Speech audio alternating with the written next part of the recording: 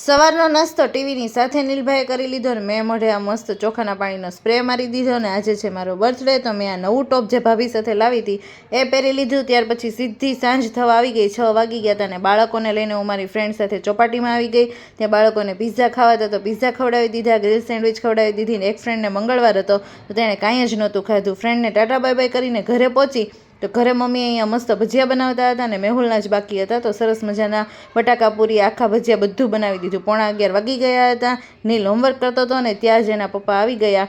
ધર્મ જો સામે ગયો એના પપ્પાની સાથે અહીંયા ફોન લેવા માટે। ત્યાર પછી મસ્ત અહીંયા ભજીયા બનીને રેડી થઈ ગયા હતા। હવે મેહુલનું જમવાનું રેડી કરી દઉં। સરસ મજાનું જમવાનું પણ રેડી કરી દીધું અને ત્યાર પછી હું મેહુલ માટે ચોકલેટ લાવી હતી તો મેં તેને આપી દીધી કે ચાલો કઈ ચોકલેટ આપો, પણ આ હાર્ટવાળી ચોકલેટ જ આપણે આપવાની છે। પણ મેં જેવી તેને ચોકલેટ આવી તો એણે સામે મને સરપ્રાઈઝ આપીને બીજી ચોકલેટ આપી દીધી જે બહુ જ સરસ હતી।